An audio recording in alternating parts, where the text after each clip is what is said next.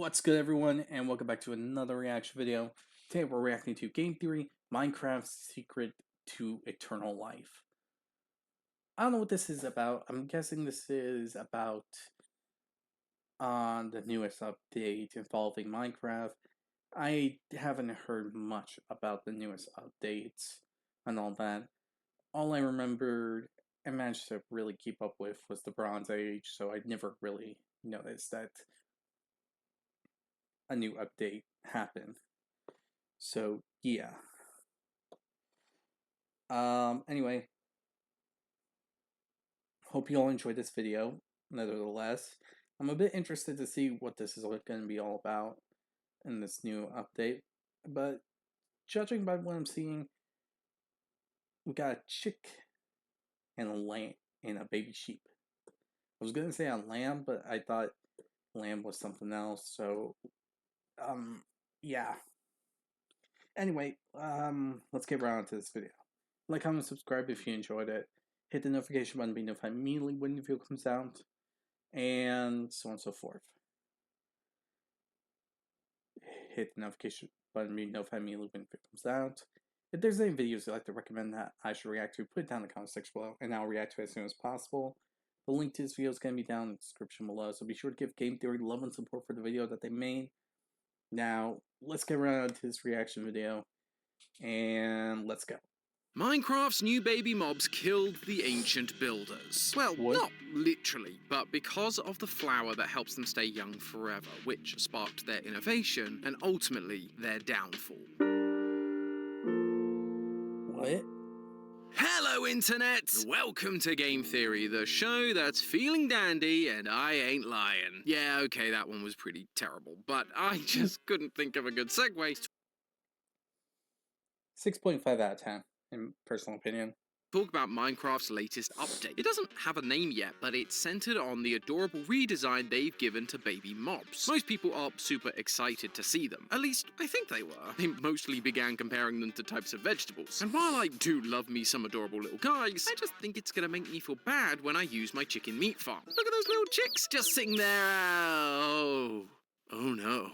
I'm still gonna use it, I'm just gonna feel bad about it. But there's one other problem with this idea. Babies grow up. We can't have them be cute and adorable forever. Thankfully, Mojang saw this issue and so created another item that would solve it. A golden dandelion. This new flower has the magical power to keep your baby mobs babies. But then, why are we talking about this? It's just an item to solve a problem and justify the update. What else could there possibly be to say? Well, loyal theorists, I'm here to tell you that what may seem like a random item added to keep your new adorable mobs young forever is actually packed with lore. That this dandelion does more than just keep animals young, it holds the secret that inspired something in the minds of our favorite characters, the ancient builders. Let me see. Let me come up with a theory real quick so I might be on the same wavelength here. Let me think. Eternal life. Okay. Skeletons and withers. Going to the nether. Experimenting with life and death, which led to snowmen, iron golems, and such. Yes, I'm thinking this item is what led to the creation of everything that went bad. From wither skeletons to teleportation to so on and so forth.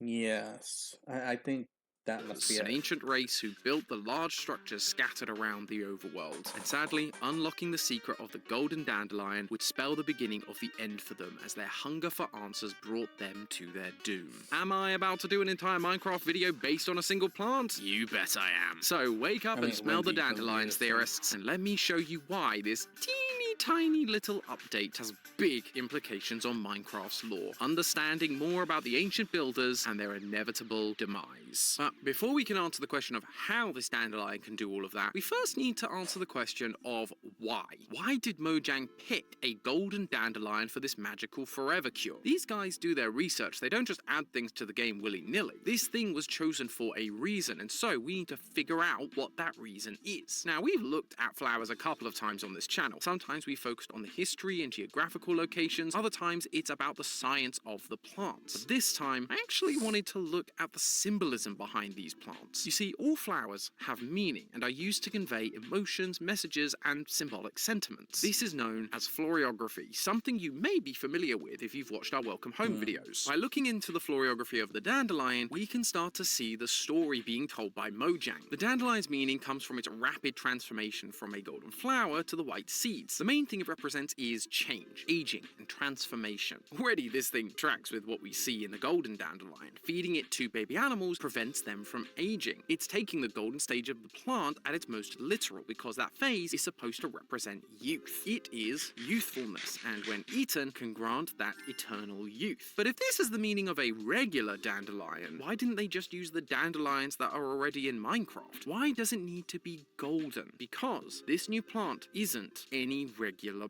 plant. The golden dandelion isn't called that because it's in the early stages of its life cycle. It is literally golden. A golden dandelion in Minecraft cannot naturally occur. It can only be made by crafting a dandelion with gold nuggets. Which means something about that gold is what is giving the dandelion this magical power of youthfulness. Fortunately, it's not just flowers that have hidden symbolism. Gold has many meanings across many ancient cultures and mythologies. Some of them would simply see gold as a symbol of abundance and wealth, like in Norse mythology, but almost all of them would connect gold to the gods and their immortal divine power. Aztecs said gold was excrement of the gods. Egyptian mythology claimed that gold was the flesh of the sun god Ra. But most interesting, and the most similar to the symbolism of gold we see in Minecraft, was from Greek mythology.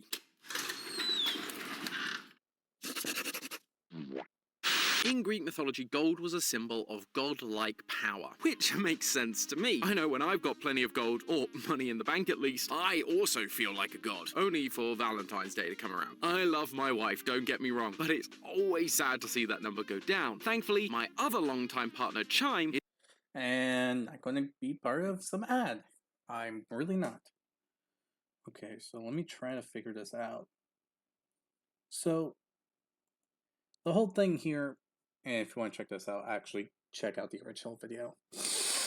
sponsoring this video. But now, let's get back to exploring what gold means in Greek mythology. In many tales, gold... So, there's symbolism with the flower that's being used and the gold. And those symbolisms might be the answer on why this golden flower can do what it's set to do, making the young mobs not grow up. It was the symbol of divine and pure perfection. In the story of the golden apples of Hesperides, the primordial god Gaia gives Hera a golden apple tree as a wedding gift for her marriage to Zeus. The tree is planted in the garden of Hesperides in the far western edge of the world, and the apples are said to grant the eater the divine power of immortality. So right here, we have a clear representation of what gold means to the Greeks. This is why the golden dandelion is able to keep babies young forever. It's a form of immortality. Eternal youth. Gold is what grants the dandelion its power. It also has another connection to the Greek myth of immortality. Keeping baby animals young was the main feature that was highlighted for this update. But there's something else the golden dandelion can do in Minecraft. Planting an oak, birch, or cherry tree sapling within 2 blocks of a planted golden dandelion increases the chances of that tree growing a bee's nest with bees inside it. And in Minecraft, bees' nests are how you get honeycomb. Honey is one of the divine foods in Greek mythology. In Homer's poems, he refers to a substance called ambrosia, the nectar of the... That. Sorry for pausing. It's just when that word was on the screen and when it was said, I just remembered the Percy Jackson books and all that.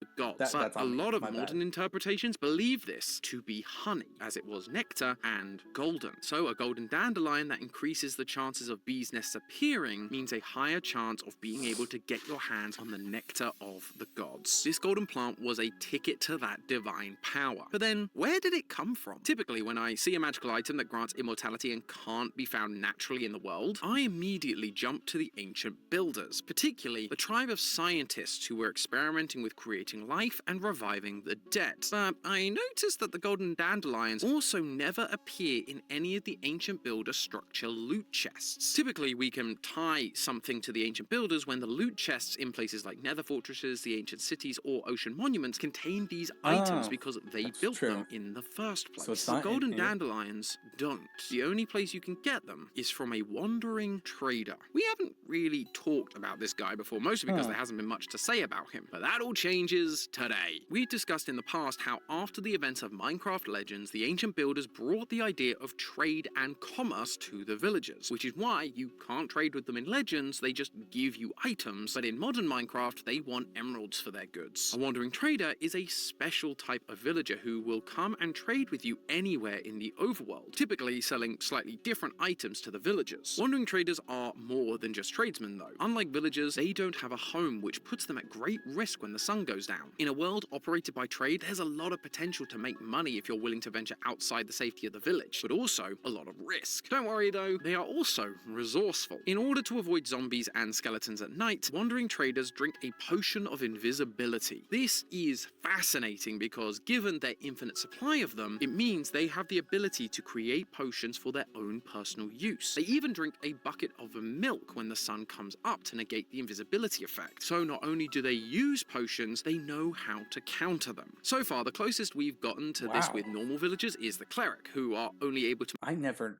knew such a thing could happen with the wandering villager. Wow. Huh. I never noticed. make bottles of enchanting. I really gotta check that out in my free time, see if it's true. But none of them have been able to make and sell regular potions. So how is the wandering trader doing this? Well, just take a True. look at how hostile mobs behave in front of the wandering trader. Like most villagers, the wandering traders avoid most hostile mobs. That is, except for the witch. Witches are not hostile towards wandering traders. And actually, there's a lot of similarities between these two the more you look. Both of them are potion users. Witches can heal themselves and throw splash potions at you in battle. The wandering trader also sells things like glowstone dust, sugarcane, gunpowder, and water bottles, ingredients used to brew potions, and items that are dropped by a witch upon death. The wandering trader and the witch are absolutely working together to make, use, and sell potions and create other magical items to sell, just like the golden dandelion. And when the wandering trader eventually wandered into the territory of the ancient builders and offered to trade this magical item, the ancient builders were amazed by its power, granting eternal youth, and they began to wonder, what if we could make it more than just eternal youth? You see, eternal youth is not the only meaning of immortality in Greek mythology. While a lot of Greek mythology speaks of immortality in the same way as the golden dandelion's power of agelessness, another way to interpret immortality is the inability to die. Homer's Odyssey and Homer's Iliad refer to the gods as the deathless ones. Oh, wow. I didn't think I would see something related to Gigi's design for the musical stuff. That's actually pretty cool. Signifying their immortal nature. This is the true nature of immortality, and as we've talked about many times, it's exactly what the ancient builders want. Their world is dying. They mined all the resources and polluted the world, causing the flooding of the ocean tribes and their inevitable demise. The ancient builders realized death was inevitable, and so began trying to find ways to avoid it. They had some knowledge of life thanks to the flames of creation given to them by the hosts, using lapis lazuli that they harvested from piglins to create golems. They knew souls were part of the equation, but that required sacrifice. So what if there was another way to do it? Remember, these ancient builders, particularly the desert tribe, weren't just believers of gods, they were believers of science. Science was going to help them reach immortality. Although this ethos actually sounds more similar to another practice, alchemy, the science of understanding, deconstructing, and reconstructing matter. Sorry, when someone mentions alchemy, my brain immediately goes to this. Alchemy is said to have originated Okay, in that's fair. China, but the I can't first texts disagree. proving its existence were found from 3rd century BC Egypt, again tying us pretty well to the desert tribe of the ancient builders. Alchemy was the culmination of many mythologies such as Egyptian, Greek, and Roman. The difference between those mythologies and alchemy was that practical science was also applied. Alchemists' main goal was to transform base materials like lead into gold. They believed that gold was a pure substance and that by creating it, you could find the secret to immortality. Some alchemists took this as literal immortality, and others in a more spiritual sense, that by creating gold you had reached spiritual enlightenment, found true peace, and therefore conquered death. This act was known by alchemists as the Great Work. But as I said, some believed this was a literal immortality, and their goal, alongside making gold, was to create an elixir known as the Elixir of Life, which was described as a drinkable gold liquid. All of that sounds a lot like what we already know about the scientist tribe of the ancient builders. They were obsessed with creating life, and this obsession is why they created the Wither, an attempt to create their own deity using the souls of their fallen comrades. And we all know how that went. The desert pyramids bore the symbol of the Ankh, the Egyptian symbol of life. These ancient builders were more than scientists. They were clearly alchemists. They saw the power of the golden dandelion and wanted more. By figuring out the golden dandelion was made from real gold, they sought to mimic that technique with a more suitable object, an apple. See, alchemists saw apples as a sign of perfection and the fruit of immortality, just like the golden apples of Greek mythology. Many illustrations have been made in alchemical books over the years depicting the practices within them, and one in particular is called Epigram 9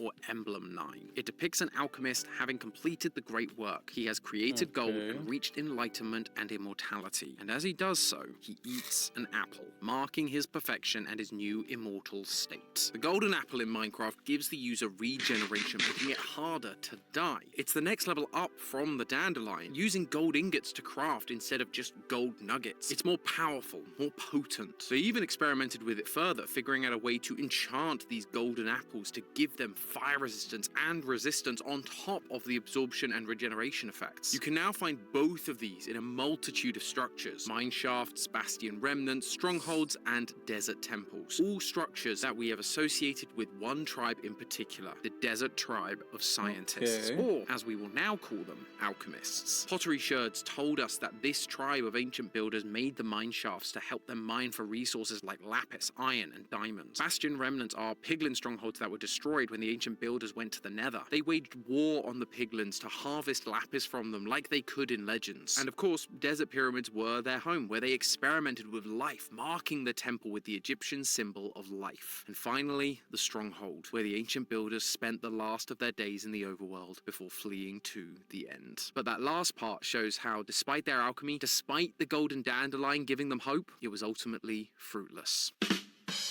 Editor, read the room. While the golden apple does help to avoid death somewhat, it's not perfect. Death was absolutely still a threat, and so they decided to carry on with their experimentation, using souls to eventually summon the Wither, who would bring around more death than they ever could have imagined. Their greed set the wheels in motion for their inevitable downfall. Ironically, it was only after they disappeared that someone would finally figure out the secrets to eternal life. At least somewhat. The Illagers, who used to look up to the ancient builders, would continue their experimentation with souls, and eventually they would create a golden statue called a Totem of Undying, which would literally give you the same effects as an enchanted golden apple while also allowing you to survive a deadly blow. How did they figure this out? Well, during Illager raids, do you know who helps the Illagers attack a village? Witches. The ones who helped create the golden dandelions in the first place. But hey, that's just a theory.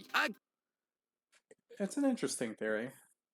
So, if I understand this, I'm not far off on my assumption on what the flower led to. But because of this flower, it led to the creation of golden apples, totems of undying, enchanted golden apples, and so on and so forth. But the interesting part here is where you can get this flower. And the fact that it belongs to a wandering trader, villager, is actually really interesting. Hmm. So you travel to okay. Sorry. I'm trying to think of this in the best way possible. Trying to understand it all. Hmm. It is an interesting thing, I'm not gonna lie. Because this leads to new possibilities, I believe.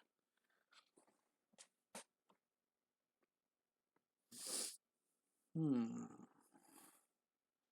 So let me think this through. So witches and the wandering traders slash villagers work together to make money, make potions, trade potions, see potions are being used, study, and all that. But villagers, but the wandering traders and slash villagers trade with others, being more helpful towards villagers and us, the player character, while the witch more aids the pillagers. Oh, this is interesting. That leads to some interesting thoughts. So, if that's the case, hmm, very interesting. Yes, very interesting. This leads to a lot of possibilities. Because now this gets to the interesting part. Because if the witch probably learned from, must have learned from the alchemists, because they are the ones that mess with this kind of stuff more times than not.